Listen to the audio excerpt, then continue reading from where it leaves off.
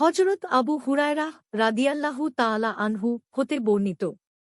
তিনি বলেন, রাসূলুল্লাহ সাল্লাল্লাহু আলাইহি ওয়াসাল্লাম কবরস্থানে অর্থাৎ মদিনার বাকিতে উপস্থিত হলেন এবং সেখানে মৃতদের উদ্দেশ্যে বললেন, আসসালামু আলাইকুম, তোমাদের প্রতি আল্লাহর শান্তি বর্ষিত হোক, হে মুমিন অধিবাসীগণ।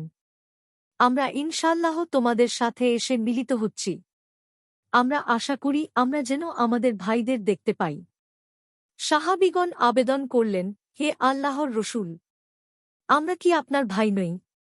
তিনি সাল্লাল্লাহু আলাইহি ওয়াসাল্লাম বললেন, তোমরা আমার বন্ধু। আমার ভাই তারা যারা এখনো দুনিয়ায় আসেনি, পরে আসবে।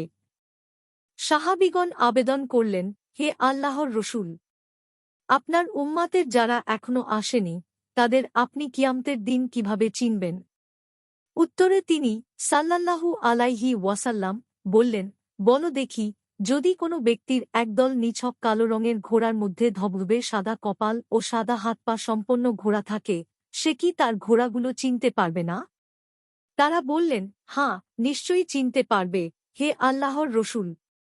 তিনি সাল্লাল্লাহু আলাইহি ওয়াসাল্লাম তখন বললেন, আমার উম্মাত অজুর কারণে কিয়ামতের দিন সাদা ধবধবে কপাল ও সাদা হাত পা নিয়ে উপস্থিত হবে এবং আমি হাউজে কাউসারের নিকট তাদের অগ্রগামী হিসেবে উপস্থিত থাকব। মুসলিম 249, মিশকাতুল মাশাবিহ 298। হাদিসের মান সহিহ।